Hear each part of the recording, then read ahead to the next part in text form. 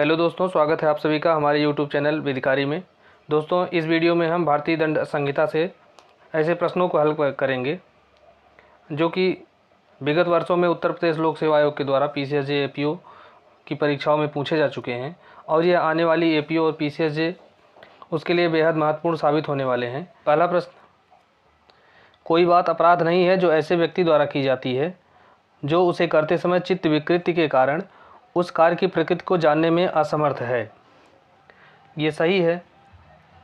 कारण की तथ्य की भूल एक अच्छा बचाव है और विधि की भूल बचाव नहीं है, तो कारण भी सही है। इस प्रकार से कथन और कारण दोनों सही है, लेकिन जो कारण है वो कथन का सही स्पष्टीकरण नहीं है, दूसरा विकल्प सही है। नेक्स्ट, ख से यह कहते हुए कि मैं तुम्हें पीट दूंगा, क एक छड़ी उठा लेता है, तो यहाँ क ने कौन सा अपराध किया है? तो इस मामले में क ने हमला का अपराध किया है। हमला को भारतीय दंड संहिता की धारा 351 में परिभाषित किया गया है। इसके अनुसार जो कोई अंग विच्छेद या तैयारी इस आशय के साथ करता है कि सामने वाले व्यक्ति को यह विश्वास हो जाए कि उसके ऊपर आपराधिक बल का प्रयोग होने ही वाला है, तो ऐसा व्यक्ति हमला करता है। केवल कथन हमला की श्रेणी में नहीं आता है, लेकिन जब कथन के साथ व्यक्ति कोई कार्य भी करता है तो ऐसा कथन भी तैयारी की श्रेणी में आता है। नेक्स्ट, सूची 1 को सूची 2 से सुमेलित कीजिए। तो आर बनाम गोविंदा ये हत्या से संबंधित है, ए का तीसरा। महाराष्ट्र राज्य बनाम एमएच जॉर्ज यह दुराशे से संबंधित है, बी का चौथा। महबूब शाह बनाम सम्राट यह सामान्य आशय से संबंधित है, और मैकनाटन का वाद यह चित्त विकृतता से संबंधित है। तो इस प्रकार से सी विकल्प सही है, 3, 4, 2, 1। नेक्स्ट, आईपीसी की कौन सी धारा स्वैच्छिक मदिरापान से संबंधित है? तो स्वैच्छिक मदिरापान से संबंधित धारा 86 है, जबकि धारा 85 में अनैच्छिक मदिरापान मतलब ज़बरदस्ती यदि किसी व्यक्ति को मदिरा पिलाई जाती है, शराब पिलाई जाती है और उस शराब के नशे में वो व्यक्ति कोई कार्य करता है, तो उसको धारा 85 के तहत बचाव मिलेगा। धारा 84 चित्त विकृतता अर्थात पागलपन से संबंधित है। धारा 87 के अनुसार सहमति से किया गया कोई कार्य अपराध नहीं होगा यदि वह कार्य मृत या घोर उपहत कारित करने के आशय से न किया गया हो। नेक्स्ट, संपत्ति के विरुद्ध अपराध हो सकता है। तो इसमें संपत्ति के विरुद्ध अपराध ये आपराधिक न्यासभंग का अपराध है, जिसे धारा 405 में परिभाषित किया गया है। नेक्स्ट, निम्नलिखित में से कौन आईपीसी की धारा 53 के अंतर्गत एक मान्य दंड है? तो 53 के अंतर्गत जुर्माना एक मान्य दंड है, बाकी कोड़ों से मारना, दास्ता और आजीवन निर्वासन मान्य दंड नहीं है। नेक्स्ट, एक पुलिस अधिकारी का वारंट के बिना यह को जिसने हत्या की है गिरफ्तार कर लेता है, तो क ने कौन सा अपराध किया है? तो हत्या के आरोपी व्यक्ति को गिरफ्तार करना कोई अपराध नहीं है। नेक्स्ट, आईपीसी की किस धारा में पत्नी को जलाने के अपराध को परिभाषित व दंडनीय बनाया गया है? तो इसको भारतीय दंड संहिता की धारा 304 बी के अंतर्गत परिभाषित किया गया है और दंडनीय बनाया गया है। नेक्स्ट, ए एवं बी अगले दिन सी की हत्या की योजना बनाते हैं, तो वे दोषी होंगे, तो आपराधिक षड्यंत्र के दोषी होंगे। धारा 120 ए में आपराधिक षड्यंत्र को परिभाषित किया गया है। इसके अनुसार जबकि 2 या अधिक व्यक्ति किसी अवैध कार्य को या किसी वैध कार्य को अवैध साधनों के द्वारा करने या करवाने के लिए सहमत होते हैं, तब वे व्यक्ति आपराधिक षड्यंत्र के लिए दोषी होते हैं।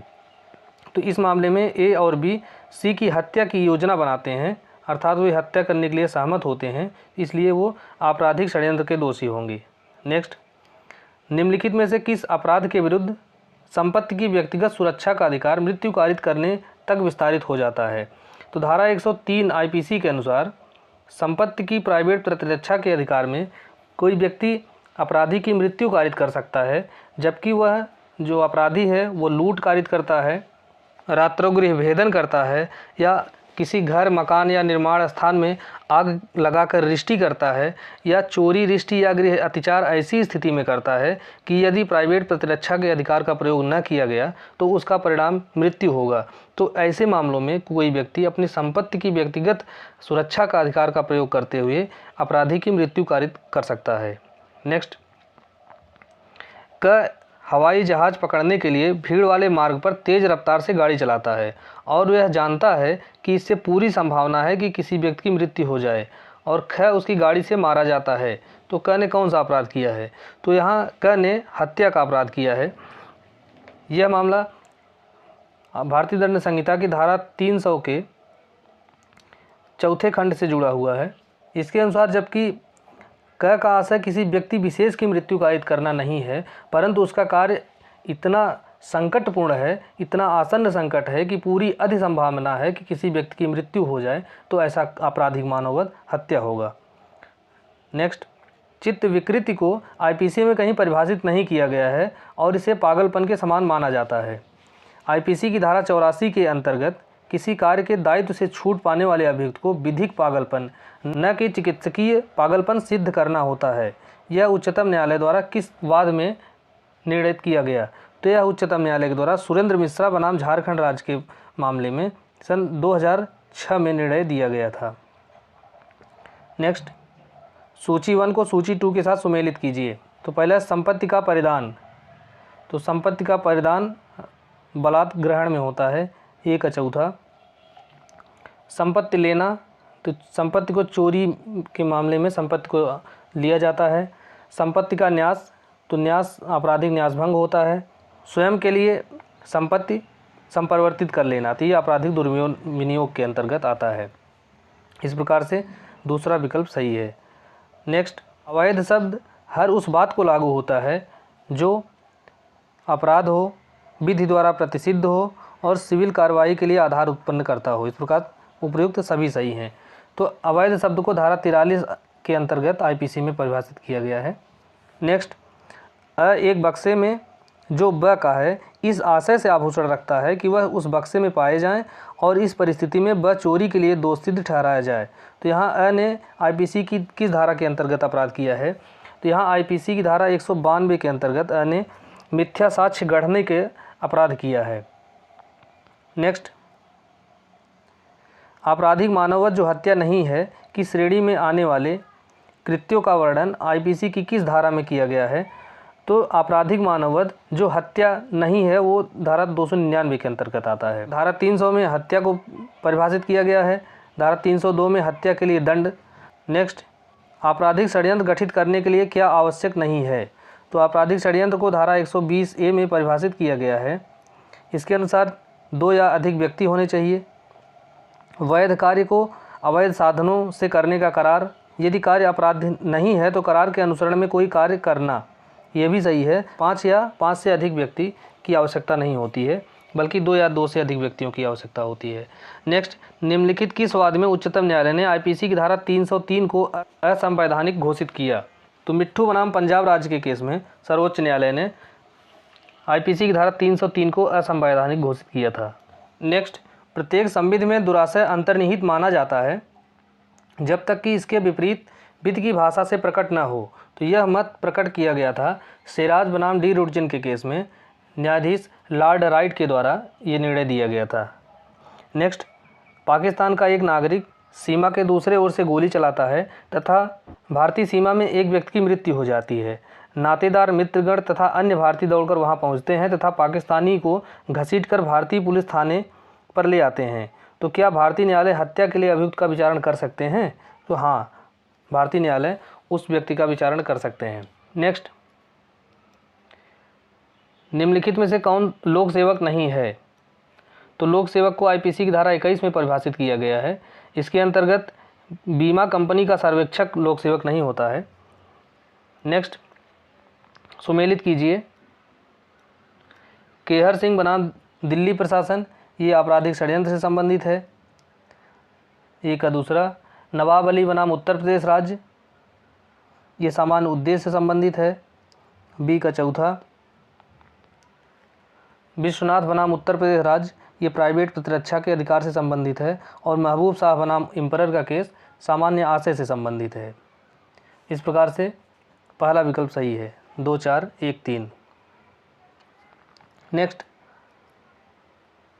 यह पर अपना मुक्का क इस आशय से या संभाव्य जानते हुए हिलाता है कि उसके द्वारा यह विश्वास हो जाए कि क यह को मारने ही वाला है।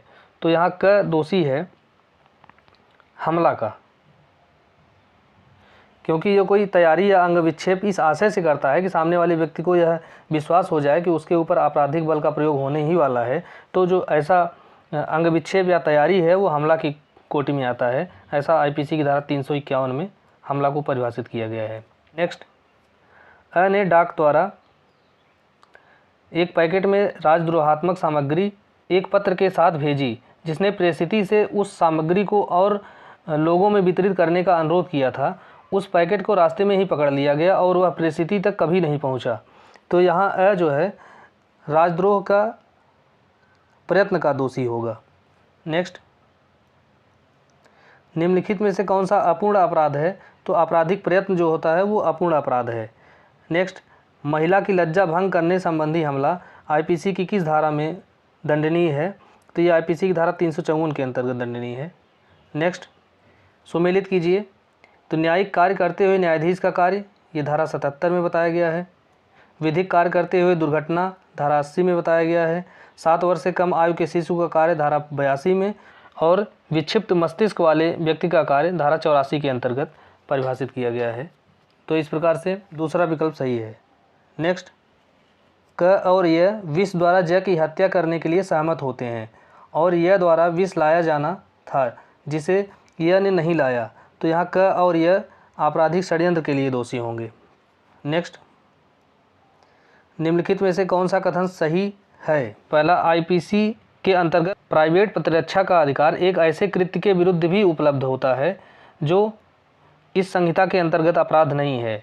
तो जो अपराध नहीं है उसके विरुद्ध प्राइवेट प्रतिरक्षा का अधिकार उपलब्ध नहीं होता है। दूसरा है, प्राइवेट प्रतिरक्षा के अधिकार को विधि विरुद्ध आक्रमण से बचने हेतु तथा प्रतिकार अर्थात बदला लेने के लिए भी प्रयोग किया जा सकता है। तो ये भी गलत है, क्योंकि इसका प्रतिकार के लिए भी प्रयोग नहीं किया जा सकता।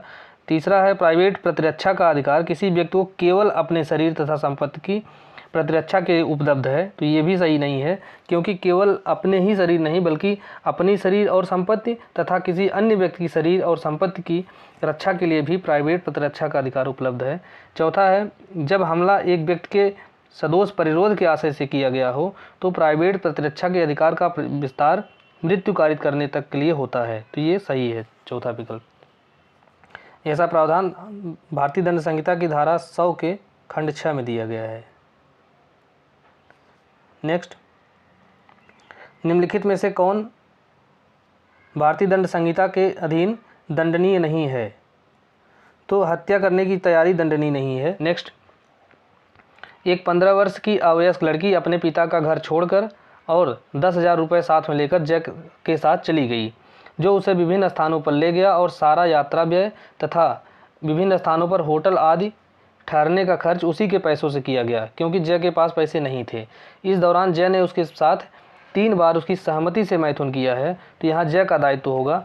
तो जय ने भले उसकी सहमति, उस लड़की की सहमति से मैथुन किया है, फिर भी वो धारा 376 के अंतर्गत बलात्कार का दोषी होगा, क्योंकि 18 वर्ष से कम आयु की लड़की के साथ यदि कोई व्यक्ति मैथुन करता है, चाहे भले उसकी सहमति से ही किया जाए, तो ऐसा जो मैथुन हो वो बलात्कार कहलाता है। नेक्स्ट, निम्नलिखित कथनों पर विचार कीजिए। एक मनुष्य द्वारा दूसरे मनुष्य की मृत्यु कारित करना मानववध है। सही है कथन, कारण मानववध सदैव विधि विरुद्ध होता है। तो ये गलत है, क्योंकि धारा 302 आईपीसी के अंतर्गत जब किसी व्यक्ति को हत्या के अपराध के लिए मृत्युदंड दिया जाता है तो यह विधि विरुद्ध नहीं होता है। प्राइवेट प्रतिरक्षा के अधिकार के प्रयोग में जब धारा 100 और 103 के अंतर्गत किसी व्यक्ति की मृत्यु कारित की जाती है तो यह तब भी अपराध नहीं होता है। इस प्रकार से कथन सही है और कारण गलत है। नेक्स्ट, सही उत्तर बताइए। पहला, चोरी में यह आवश्यक है कि किसी भी प्रकार की संपत्ति लेने का बेईमानीपूर्ण आशय। तो ये गलत है, क्योंकि किसी भी प्रकार की संपत्ति नहीं होती बल्कि केवल चल संपत्ति होती है। दूसरा, कोई मूल्यवान प्रतिभूत लेने का आशय। तो ये भी गलत है। तीसरा, कोई चल संपत्ति लेने का बेईमानीपूर्ण आशय हो। तो तीसरा विकल्प सही है। नेक्स्ट, कौन हमला का दृष्टांत नहीं है? तो हमला का दृष्टांत बस यह कहते हुए कि मैं तुम्हें पीट दूंगा एक छड़ी उठा लेता है, तो यह हमला है।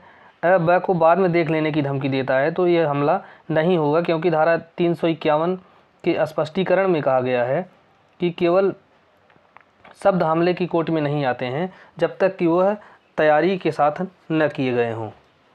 नेक्स्ट, क एक भवन के बाहर जाने के द्वार पर बंदूकधारी मनुष्य को बैठा देता है और उससे यह कह देता है कि यदि यह भवन के बाहर जाने का प्रयास करेगा तो वह यह को गोली मार देगा। तो यहाँ पे क ने यह का सदोष परिरोध किया है। सदोष परिरोध को भारतीय दंड संहिता की धारा 340 के अंतर्गत परिभाषित किया गया है। धारा 340 के अनुसार जब कोई व्यक्ति किसी व्यक्ति को किसी निश्चित सीमा से परे जाने से रोक देता है तो वह उस व्यक्ति का सदोष परिरोध करता है। नेक्स्ट, निम्नलिखित में से कौन आपराधिक प्रयत्न का दृष्टांत है? तो आपराधिक प्रयत्न जादू टोना द्वारा मैं को मार डालने का प्रयास करता है तो यह आपराधिक प्रयत्न नहीं है। एक स्त्री ब को एक विषैला पदार्थ गर्भपात कारित करने के आशय से खिलाता है परंतु महिला गर्भवती नहीं थी तो यह एक आपराधिक प्रयत्न है, क्योंकि धारा 312 के अंतर्गत गर्भपात को परिभाषित किया गया है और यह गर्भपात कारित करने का प्रयत्न है। नेक्स्ट, अ ने ब के 4 दांत तोड़ दिए। तो यहाँ अ ने कौन सा अपराध किया है? अ ने घोर उपहत्या का अपराध किया है। घोर उपहत्या को धारा 320 आईपीसी में परिभाषित किया गया है। नेक्स्ट, निम्नलिखित में से राजद्रोह के रूप में कौन सा कार्य दंडनीय है? तो राजद्रोह को धारा 124A में परिभाषित किया गया है। इसके अनुसार लोगों को विधि और विधिक प्राधिकार का आज्ञानुवर्तन से प्रवृत्त रहने को प्रेरित करना, ये राजद्रोह की श्रेणी में आता है। नेक्स्ट, अ ब को एक सिविल वाद अग्रसर करने से छोड़ने को प्रेरित करने हेतु ब के घर को आग लगा देने की धमकी देता है। तो यहाँ अ ने कौन सा अपराध किया है? तो इस मामले में अ ने आपराधिक अभित्रास का अपराध किया है। इसे धारा 503 में आपराधिक अभित्रास को परिभाषित किया गया है। नेक्स्ट, अ ज की हत्या के आशय से ब जिसकी आयु 7 वर्ष से कम है को उकसाता है कि वह ऐसा कार्य करे जिससे ज की मृत्यु हो जाए। ब को उकसाने के परिणाम स्वरूप वह अ की अनुपस्थिति में ऐसा कार्य करता है जिससे ब की मृत्यु हो जाती है। तो यहाँ अ ने कौन सा अपराध किया है? तो इस मामले में अ ने हत्या का अपराध किया है। नेक्स्ट, उच्चतम न्यायालय ने आईपीसी की धारा 497 को किस केस में असंवैधानिक घोषित किया? तो साइंट जोसेफ बनाम भारत संघ सन 2018 के बाद में सर्वोच्च न्यायालय ने धारा 497 को असंवैधानिक घोषित किया, जो कि जारता को अपराध बनाता था। अब जारता कोई अपराध नहीं है, इसलिए धारा 497 को असंवैधानिक घोषित कर दिया गया है। नेक्स्ट, निम्नलिखित में से कौन सा षड्यंत्र द्वारा दुष्प्रेरण गठित करने हेतु आवश्यक नहीं है? तो 2 या अधिक व्यक्तियों के मध्य दुष्प्रेरण, ये सही है। षड्यंत्र के अनुसरण में कोई कार्य या अवैध लोप किया गया हो, ये भी सही है।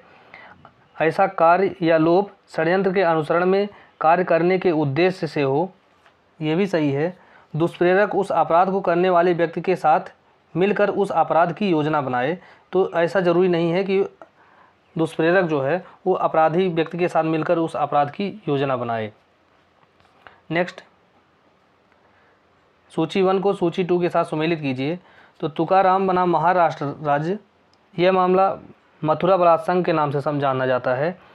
स्टेट बनाम नलिनी का केस, ये राजीव गांधी हत्याकांड से संबंधित है। वीरेंद्र कुमार घोष का केस पोस्टमास्टर हत्याकांड से संबंधित है। और महाराष्ट्र राज्य बनाम सुखदेव सिंह, ये AS वैद्य का मामला है। इस प्रकार से पहला सही है, 2 4 1 3। नेक्स्ट, यदि उपेक्षा द्वारा मृत्यु कारित करने हेतु विचारण में यह साबित हो जाता है कि अभियुक्त की त्रुटि थी, यद्यपि पीड़ित व्यक्ति ने भी समान त्रुटि की थी, तो यह तथ्य कि वास्तविक चोट पीड़ित के योगदान अथवा असावधानी के कारण लगी थी, प्रतिरक्षा नहीं होगी। ये विकल्प सही है, क्योंकि आपराधिक मामलों में योगदायी उपेक्षा कोई बचाव नहीं होती है। नेक्स्ट, यह एक संदूक तोड़कर खोलता है और उसमें कुछ आभूषण चुराने का प्रयास करता है, किंतु इस प्रकार खोलने के बाद उसे पता चलता है कि उसमें आभूषण नहीं है। तो यह ने कौन सा अपराध किया है? तो यहाँ यह ने चोरी के प्रयास का अपराध किया है। नेक्स्ट, BA की जाली अंकपत्र के आधार पर यह LLB परीक्षा में बैठने के लिए आवेदन किया, किंतु परीक्षा प्रारंभ होने से पूर्व ही वह जाली अंकपत्र पकड़ लिया गया। तो यहाँ यह ने छल का प्रयास किया है। यह समस्या अभयानंद मिश्रा बनाम बिहार राज्य के केस पर आधारित है। नेक्स्ट, निम्नलिखित में से कौन सा कथन सही नहीं है? पहला, रुग्णता के कारण विकृत चित्त हुआ व्यक्ति आपराधिक दायित्व से छूट प्राप्त होता है यदि कृत्य मस्तिष्कीय विकृति के प्रभाव के अंतर्गत किया गया हो। तो ये सही है। दूसरा है, प्रतिरक्षा के लिए मतता ऐसी मात्रा तथा विस्तार की होनी चाहिए जो अभियुक्त को व्यवहार्यतः एक स्वचालित यंत्र बना दे। तो ये भी सही है। स्वैच्छिक मतता ज्ञान के लिए एक प्रतिहेतु है। तो ये सही नहीं है।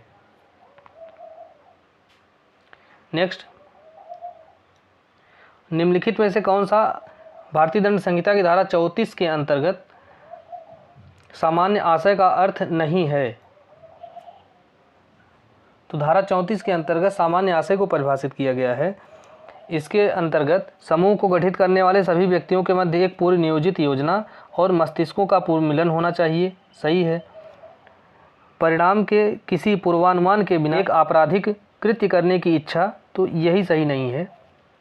नेक्स्ट, निम्नलिखित में से किस मामले में भारतीय दंड संहिता की धारा 81 के अंतर्गत आवश्यकता को प्रतिरक्षा के रूप में अभिवचन नहीं किया जा सकता है? तो आत्मरक्षा के रूप में आत्म प्रतिरक्षा तथा हिंसा का निवारण किया जा सकता है। एक निर्दोष व्यक्ति को हानि पहुंचाकर भी अभियुक्त को होने वाली हानि का निवारण ये भी किया जा सकता है। आत्म परिरक्षण एक आत्यंतिक आवश्यकता है। तो ये धारा 81 का बचाव पाने के लिए आवश्यक नहीं है, क्योंकि आर बनाम डडले एवं स्टीफन्स के केस में यह धारित किया गया था। यह आत्मरक्षा एक परम आवश्यकता नहीं है।